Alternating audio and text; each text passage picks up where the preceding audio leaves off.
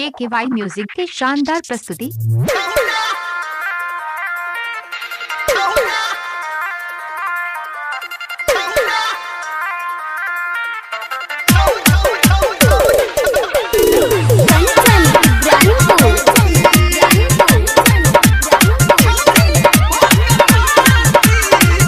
माँ Gayatri recording studio.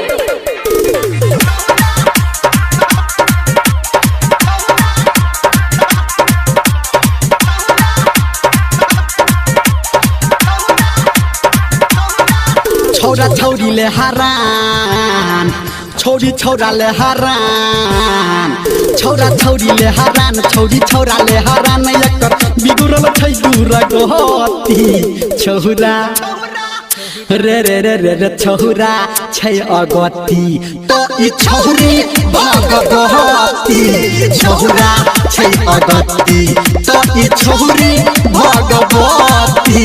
छौरा छै अगति।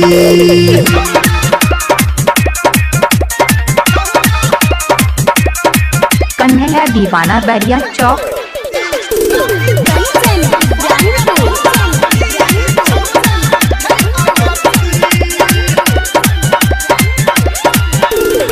अभी आप सुन रहे हैं सावरिया म्यूजिक।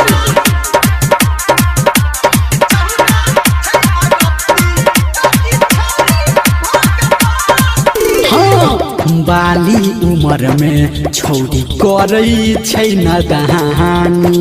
आ बुढ़वा जवन का सबके काटै छै ई कहानी। बाली उमर में छौरी करै छै नदानी। आ बुढ़वा जवन का सबके काटै छै ई कहानी। लागे कनियो नै डर खाली घूमै छै नहर। लागे कनियो नै डर खाली घूमै छै नहर।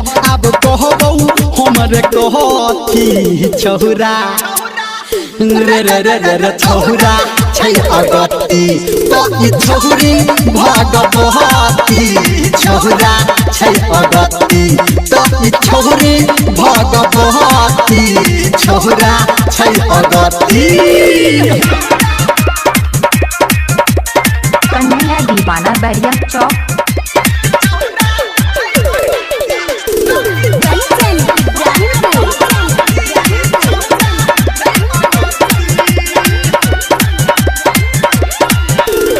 Singing by Dharmendra Nirmaliya.